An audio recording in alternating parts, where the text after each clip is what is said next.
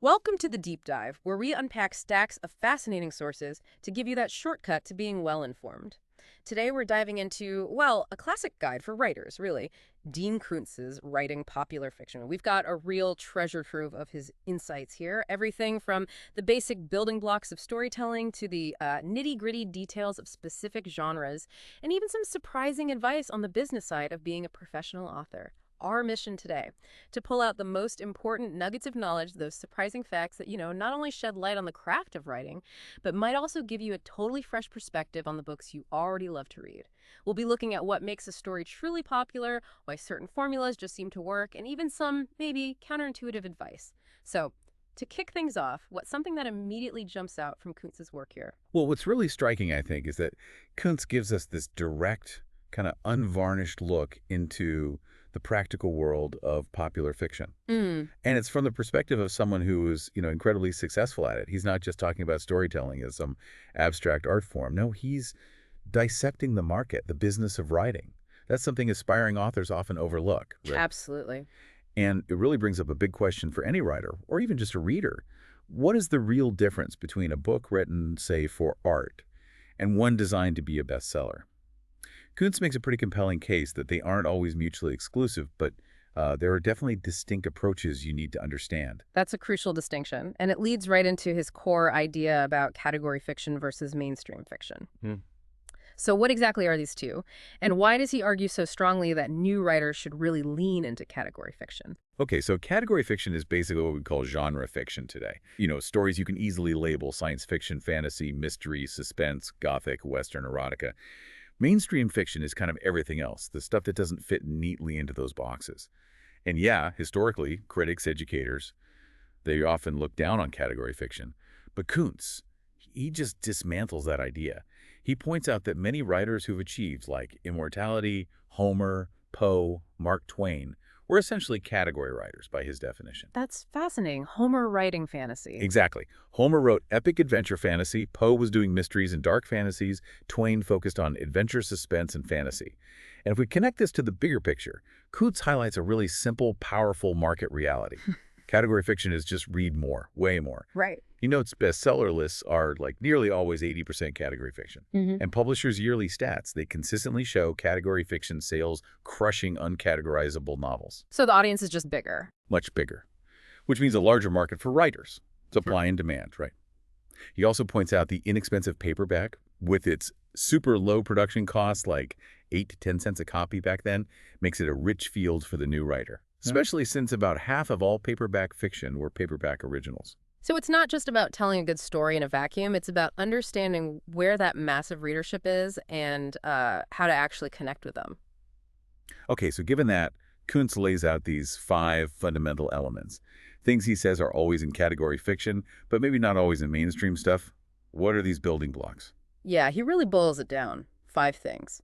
A strong plot, a hero or heroine you can root for, clear and believable motivation, plenty of action, and a colorful background or setting. Okay. And he stresses, for category fiction, there is no substitute for the age-old story formula. You know the one. Hero has a problem, tries to solve it, gets deeper into danger, hits massive roadblocks, learns some truth, and then either solves it or, as he puts it, loses magnificently. That idea of losing magnificently is interesting, too. It is. It's about that relentless escalation, building stakes, a journey of transformation that just keeps readers absolutely hooked. I love how clearly he breaks that down. And here's where it gets really interesting for me. He takes that exact formula and applies it to Hemingway's The Old Man and the Sea, a highly respected, literary work. Right. It totally makes you rethink what a formula even means. It shows the underlying structure is often universal. Exactly. And he also gives us this brilliant, concise breakdown of character drives. Boils them down to just 7 core motivations. Absolutely. He simplifies everything. All character motivations fit into 7 slots. Love, curiosity, self-preservation, greed, self-discovery, duty, and revenge. That's it. Wow. And he's super clear about the pitfalls for each one. Like, love is universal, sure, but a hero dying only for love might not be believable unless there's a high chance for success. He brings up Orwell's 1984. Oh, yeah. Where Winston loves Julia, but under torture, facing the rats, he cracks, screams, "Do it to her." Oof. Brutal. Brutal, but a powerful example of how even strong motivation like love can break under extreme pressure. It has to be believable within the context. Understanding those drives is key. But what happens when you apply them to, like, entire worlds or even alien species? Koontz walks us through specific genres, right? He says once you master one, you can often switch to another. He starts with sci-fi and fantasy. Notes how much SF changed from the old ray guns and helpless maidens. So, for building believable worlds, especially near future ones, what does he say is required? Is it just imagination? No, not at all. He insists that science fiction, especially near-future settings, say 20, 40 years out, demands tons of research and logical extrapolation. You can't just wing it. Right. You have to think about how morality might change marriage, sex, justifying killing for your country, domestic and world politics, religion-like. Will the U.S. stay mainly Christian? And maybe most importantly, the everyday stuff. Population density, food, transport, clothes, pollution. A real detail. Yeah, he literally lists questions like, will marijuana be legal? Will cancer be cured? He points to Dune and Heinlein's Stranger in a Strange Land as masters of this kind of detailed, consistent world building. And consistency is key. Like he says, a right-wing military junta running the U.S. probably wouldn't coexist with, flourishing arts. It has to make internal sense. That focus on consistency, yeah, that makes sense. But what about the aliens, the non-human characters? How does Koontz push writers to make them feel truly alien, not just humans in masks? This is a great point. It raises the bar on characterization. Koontz argues non-human characters need to be just as believably motivated and individualistic as humans. He uses examples from his own book, Beast Child, to show deep biological and cultural differences. His aliens, the Neoli, they have different sleep cycles, extra nostrils, double eyelids, double stomachs. Whoa. And their gestures are different too, tucking their tail between their legs for fear, pulling lips over teeth for shame. But the real insight here isn't just the physical stuff. It's making them psychologically alien. Wow. Their perceptions, their reactions, even how they laugh, has to stem from a different biology and culture. He gives this great example in Beast Child, where a human kid asks the Neoli, Hulan, if pulling his lips it hurts. Hulan explains his race has few nerves in our outer layers of flesh. Ah. And when Hulan laughs, it sounds like a drain that's clogged to the human. But to Hulan, the human kid's laugh sounds like some weird creature from his home world. Ah, that's brilliant. It reminds you we're just as strange to them. Exactly. And he even gives Hulan, who's described as a vicious fighter, a fear of heights, a trait unique for his species, which instantly adds depth. Okay, so then he moves into specific sci-fi plots, right? Like the if this goes on, warning story, or time travel and its paradoxes. What makes those time paradoxes such a tricky thing for writers? Oh yeah, they're a huge pitfall. Koontz gives classic examples. You go back, tell your past self to buy a stock. Yeah. Your past self gets hit by a car on the way. Do you in the present suddenly have broken legs? Good question. Or you go back and kill the villain before he does anything bad. Do his kids just vanish? Does that rewrite history? He recommends Robert Silverberg's Up the Line for showing how complex this gets. You have to be so careful with the logic. So given all that detail for sci-fi, Yeah. what does Koontz see as the big defining difference between science fiction and fantasy? They often get shelved together. He draws a really sharp line. The key difference is the scientific rationale. Science fiction, even if it's way out there, tries to ground its fantastic elements in some kind of scientific explanation, however theoretical. Okay. Fantasy, though, it deals with magic, the supernatural, without needing a scientific explanation. It's divorced from reality, he says, and needs a greater willingness to suspend disbelief from the reader. Fantasy, in his view, is often pure escapism. Got it. And he breaks fantasy down further, doesn't he? Like dark fantasy. Right. Dark fantasy, he argues, works best when you slam supernatural stuff against a normal, everyday, contemporary background, like The Exorcist in modern Washington, D.C. Makes the horror feel more immediate. Exactly. The hero is just a normal person, totally mortal, so the terror feels real. And he notes these stories often end badly. Ooh. Yeah, pessimistically. Characters dying horribly to hammer home the theme that, there are things in this life men were not meant to know. It's about the horror of the unknown. Chilling. Then there's Sword and Sorcery, which sounds quite different. Very different. Sword and Sorcery is all about action, action, action. Breakneck pace. That slow burn, delicious anticipation of horror from dark fantasy. Sacrifice for nonstop fights and chases. Right. Koontz actually finds it often inferior. Why? Because the plot complications often come from random whims of fate, not character choices. And the hero? Often all-powerful, which, as he points out, kills the suspense. If the hero can't really lose, where's the tension? Good point. Which brings us to the big one, epic fantasy. What makes it epic? Epic fantasy really earns the name. It mixes elements of dark fantasy and sword and sorcery, but adds the scope, themes, character depth, and complex plotting of a serious modern novel. Usually features a massive clash between good and evil, fighting for the future of humanity, not just like finding a magic sword. So bigger stakes. Huge stakes. And crucially, secondary characters must have their own major problems and character arcs. Multiple subplots are essential. The world building needs to be as detailed as sci-fi, but it doesn't need scientific justification. It's a completely imaginary world, often with its own deep history, mythology.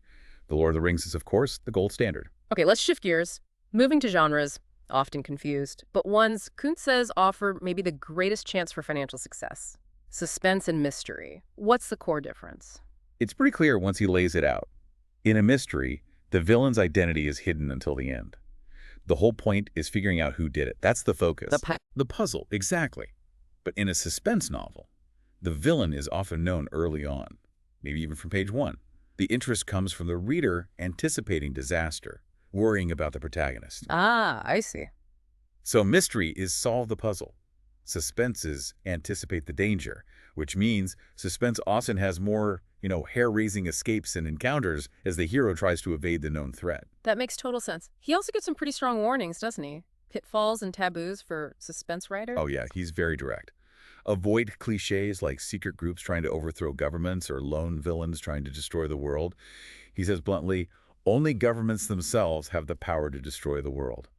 Individual bad guys that just seemed kind of silly. Yeah. Also, ditch the old Mickey Spillane tough guy hero, the one who kills without remorse. No.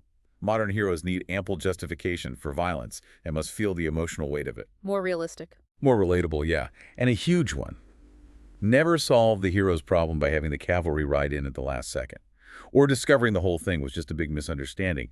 No, the hero has to solve it through their own hand or by events they have initiated. Their agency is key. Right. And he touches on sensitive content, too, particularly kidnapping. Yes, a very specific point. If a suspense novel involves kidnapping a child, that child is rarely murdered. If an innocent child is killed, the reasons must be more complex and artistically justifiable than for the shock value. It needs to serve the story deeply, not just be gratuitous. That's an important distinction. He talks about different types of suspense, too, right? Like sudden terror or chase stories. Yeah, sudden terror stories work because they happen to ordinary people, making it feel like it could happen to you. War stories provide clear good versus evil to justify necessary killing. And chase stories. He has specific advice there. Oh. What makes a good chase scene? But usually the hero is the one being chased, making them vulnerable. He says they should be chased by more than one person to up the odds. Makes sense. And crucially, every step of the chase should make escape seem less likely. Either the villains get closer or the hero is forced into unfamiliar, dangerous territory. Like a tough city hero might be less formidable in wild country. Instantly raises the stakes. It's all about relentless pressure. Okay, shifting to mystery then. Koontz says plot is vital in suspense, but what's the absolute most important element in a mystery? Character motivation. He says in mystery, the writer must pay special attention to character motivation. Since the characters are all pieces in this puzzle, their reasons for acting, especially the reason for the murder, have to be rock solid and believable. The tension comes more from the reader wanting to know who did it, rather than how to stop them. He suggests introducing a second suspect by the end of Chapter 3. Aim for 3 to 5 suspects, all with believable, murderous motives. Makes puzzle harder, gets the hook in early. Smart. And what about the crime itself? He emphasizes unique murder methods, make it intriguing. A body found nude in a museum, cleaned after death. A murder staged as a suicide, but clearly botched. Gets the reader thinking. Exactly. And for police work, lab procedures. Needs genuine detail. That means research, criminology research. And the final reveal. The hero figuring it out. It must come from putting together clues, a juxtaposition of events they've been thinking about, not some random lucky break or a stupid mistake by the killer. Right, the reader needs to feel like they could have solved it too. Precisely. And the revelation itself should happen near the end, during an action scene, not just a long, boring explanation where the detective sits everyone down. Keep the climax exciting. Let's look at some more niche categories he covers. Gothic romance. He actually wrote some of these. He did. Apparently turned to it when the sci-fi market had a downturn, which is fascinating. And yes, it has an incredibly rigid formula, almost like a template. Okay, lay it out for us. Young heroine, usually orphaned, goes to an old, isolated house for a job, meets suspicious people, gets drawn into a mystery, becomes a target herself. At the same time, a romance develops with a guy who is either her protector or maybe Hmm? a suspect. Oh, the ambiguity. Yeah, and he notes a popular trick. The guy she fears turns out good, the one she likes is the killer. Classic misdirection. And the feel of these books. The pace is deliberately subdued, slow burn. Events unfold gradually against this moody background full of gloomy omens. It's all about atmosphere and psychological tension. And the heroine herself, very specific type. Somewhat timid, delicate, emotional, and yet decidedly cultish about their sexuality. Cultish, okay. But here's the kicker. A women's liberation type for your heroine is totally taboo. Boy's that. Because, he says, a real women's lib heroine wouldn't just hang around the creepy house waiting for things to happen. She'd take matters into her own hands and end your novel on page 30. Fair point. She does need to change and mature, though, overcome some flaw by the end. It's a specific archetype for a specific reader expectation. And the rules about sex, they sound incredibly strict, almost Victorian. Oh, unbelievably strict. Explicit or even implied sexual contact are especially taboo. No bedroom scenes, no heavy petting, not even necking. Describing the heroine. Pretty, yes, but never discuss her figure or sexuality. Affection is limited to gentle embraces, chaste kisses, delicate words. And get this, the villain can want to beat her, torture her, kill her, but he mustn't contemplate rape. That's a very specific line. It really highlights the genre's focus on psychological threat and a very chaste romance, completely avoiding physical intimacy or threat. Okay, next up, Westerns. People often think of dusty old tropes, but Koontz argues for their modern quality. What makes a good Western today, according to him? He says modern Western writers are producing really high-quality stuff, exploring characters much more deeply than the old pulps. And he highlights a unique character gimmick, the 100% good hero. He often becomes less admirable by the end, while the 100% bad villain grows gradually more sympathetic. Interesting twist. Why? The theme is that the good man cannot remain perfectly good in a world full of evil. It reflects the reality of the post-Civil War West, roughly 1865, 1899. Little organized law, corrupt officials. Good people had to make tough, morally gray choices. Makes sense. And are there taboos here, too? Things to avoid? Definitely. No hero who just cleans up a town purely for justice. Needs a personal stake, a real motive. No portraying Native Americans or Mexicans as mindless savages. That demands respectful, accurate characterization. Big no-no. No sloppy research on things like period guns. Western fans know their stuff. And this one's interesting. A sympathetic outlaw who loses in the end just to prove crime doesn't pay is also taboo. It suggests a more complex view of morality on the frontier. Right, not so black and white. Finally, let's touch on erotica. Koontz splits this into two types, and the money side is quite surprising, isn't it? Very surprising. He distinguishes between big sexy novels, think Harold Robbins, Jacqueline Susan, and rough sexy novels, which are much more explicit. Okay. The shocker is the money. Big sexy novels, which use more refined language, avoid super clinical descriptions. They can bring in six-figure incomes, even million-dollar rewards if they hit the bestseller lists. Wow. And the other type? Rough sexy novels, explicit, pull no punches. Way less money, typically $1,000, $3,000 a book. A huge difference. Why the gap? What's the reader looking for in the big sexy novel? He says the big SN reader is often more into the seduction leading to it. They want to read about the lust more than the satisfaction. The plot is often pretty minimal, just a string of sex scenes and the sexual interrelationships of the characters. And they have to be long, 100,000 to 250,000 words, which Koontz thinks makes meaningful content hard because profundity is ruled out by the definition of his field. It's about scale and wide appeal, not deep thoughts. So what does this mean for someone wanting to write erotica? Any specific rules or like reverse taboos for the rough sexy novels? Yeah, for the rough sexy novel, there's a definite reverse taboo. No character shall be punished for his sexual conduct, and neither shall he be reformed. Interesting. The underlying message is that sex is healthy, exciting, and extremely desirable in almost any quantity or quality. So no perversion can be criticized unless it is one in which one of the sexual partners is hurt. He suggests this genre actually offers writers freedom to experiment with style and use pen names without worrying about damaging their reputation, since it serves a very specific niche market. Okay, now this next section. Koontz apparently calls it the most important chapter in this book, but it's also the shortest. What's the one crucial piece of advice in there? It's pretty blunt, actually. It's that all these rules, all these requirements he's just spent chapters laying out. Established writers break them all the time. Oh, okay. But new writers, they have to learn them and stick to them first. Hmm. The core message is writers break rules and still get published all the time, but these are writers who have earned that right. Ah, master the rules before you break them. Exactly. You need that foundation, that understanding of the craft and the market before you can successfully innovate or deviate. That feels like timeless advice, maybe even more relevant now with so many people trying to get published. Okay, so beyond the rules, he gives some really practical tips too, right? Like generating ideas. He had his own method involving titles. Yeah, playing with exotic titles. Hmm. It's a cool technique. He'd start with a dramatic or colorful word, like dragon. Then just free associate adjectives, prepositional phrases, verbs, other nouns. He says the breakthrough often comes when you pair the key word with something totally at odds with it. His example was the weak dragon. Right, the contrast sparks something. Precisely. He says it can break open that inner storeroom and set your mind to racing, potentially leading to a whole plot. And he stresses keeping a notebook for these ideas. One title might spark multiple stories later. It's about actively provoking creativity. I like that. He also talks about style, advises brevity, clarity, says it's true for most genres except maybe fantasy and gothic romance.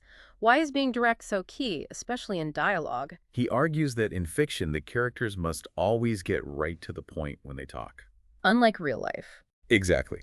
Real conversations wander. Fiction can't afford that, usually. It needs efficiency. He gives an example showing how rambling real-life chat gets trimmed way down in fiction to be more impactful and move the plot forward. And he warns against constantly searching for fancy synonyms for said. Just use simple, invisible words like shouted, called, asked.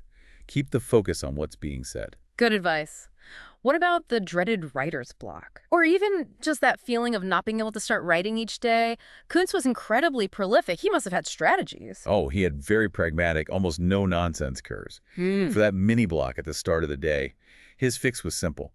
Retype the last page or two that you finished the day before. Just retype, not rewrite. Nope, just retype.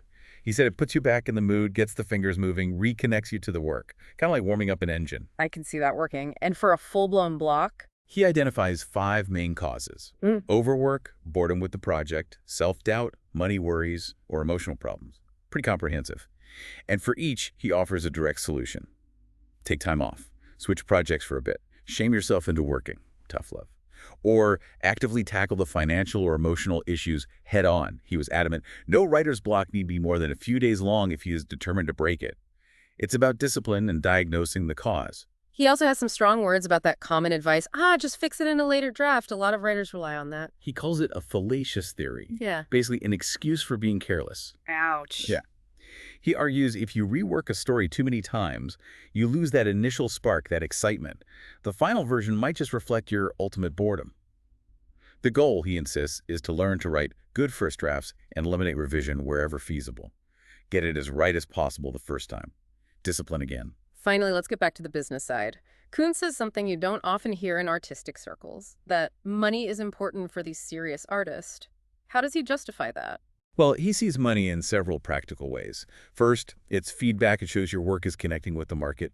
Second, it buys freedom, the ability to write full-time without constant financial stress. Okay. And third, it acts as a credential to publishers. It shows you're a professional, a potentially profitable investment for them.